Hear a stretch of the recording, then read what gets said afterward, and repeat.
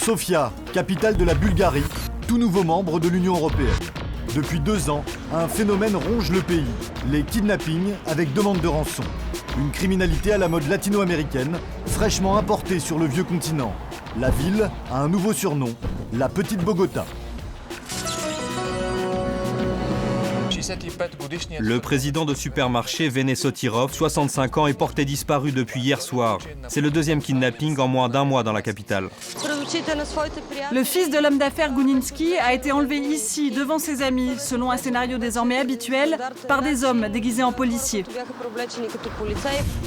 Dernière affaire retentissante, le 20 octobre dernier, le fils d'un richissime entrepreneur est enlevé devant sa résidence universitaire. Il est relâché contre 500 000 € après 40 jours de captivité. Je suis content que tout soit terminé. Maintenant, je veux juste aller me reposer. Et je vous remercie pour tout. Les cibles des kidnappeurs, les riches bulgares et leurs familles. Kiro Kirov avait le profil idéal. Avec son fils, il dirige 10 grands magasins de tracteurs et d'outillage partout dans le pays.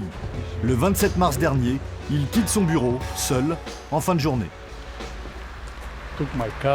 J'ai pris ma voiture pour rentrer à la maison. Quand je suis sorti de ma voiture, 3 hommes sont arrivés par derrière.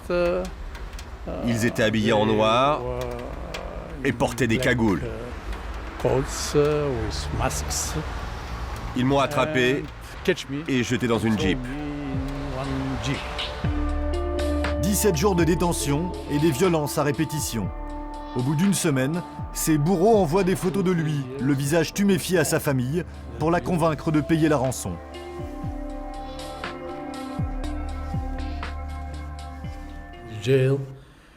La cellule faisait 2 mètres de long, 1,50 m de large et 1,50 m de hauteur. On ne pouvait pas tenir debout à l'intérieur.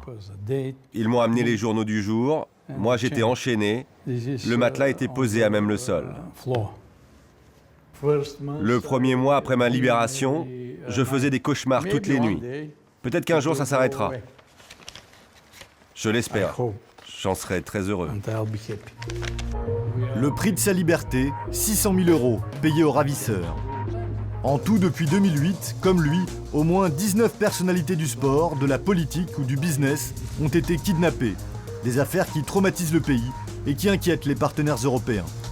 Le ministre de l'Intérieur, en poste depuis 8 mois, veut faire bonne figure. Son gouvernement a été élu sur le thème de la lutte contre la mafia. Selon lui, la promesse est tenue. Regardez, j'ai reçu le prix de l'homme politique de l'année. Dès notre arrivée au pouvoir, nous avons voulu démontrer que le gouvernement bulgare avait la volonté politique de lutter contre le crime organisé. C'est très important parce que cette volonté n'existait pas dans le passé et cela posait problème à tout le monde. La fierté de l'homme de l'année, un coup de filet dans un gang de kidnappeurs il y a 2 mois. L'occasion est trop belle, c'est la caméra de la police qui filme la scène. Main en l'air, tourne-toi! Le 17 décembre, à l'aube, les forces spéciales passent les menottes à 26 suspects. Plaque-toi au sol, les paumes vers le haut. Les policiers investissent 4 maisons. Dans l'une d'entre elles, une cache aménagée pour séquestrer les victimes. C'est une pièce tout équipée, bien isolée contre le bruit. La serrure est solide. C'est dans une pièce comme celle-ci que Kiro Kirov a passé ses 17 jours de captivité. Les forces spéciales découvrent également un système de webcam pour surveiller les prisonniers. Et plus surprenant, des uniformes de la police qui servaient pour les kidnappings. L'autre spécialité bulgare, des ripoux, seraient impliqués dans le business des enlèvements. Nous avons découvert que le gang a bénéficié de la protection ou de la négligence de la police. J'ai appris il y a à peine 5 minutes qu'un fonctionnaire du ministère de l'Intérieur a été arrêté pour complicité. Désormais, dans tous ces cas-là, nous serons intransigeants. Certains policiers complices des kidnappeurs. Le ministre confirme les accusations de plusieurs familles de victimes. Venci Stefanov est président d'un club de football de Sofia. Son fils a été enlevé il y a 6 ans. Depuis, il n'a plus aucune nouvelle. Ça fait 6 ans que je ne suis pas venu ici. C'est la première fois que je reviens.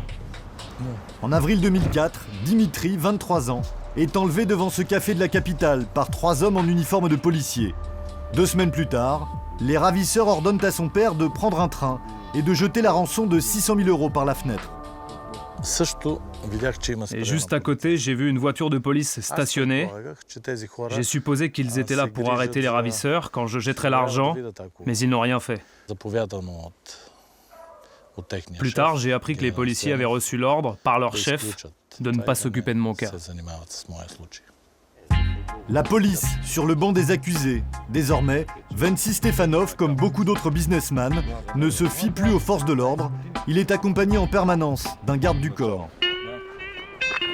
Depuis le début des kidnappings, un secteur ne connaît pas la crise. Les agences de sécurité surfent sur la parano des plus riches et partent à la chasse aux clients sur Internet.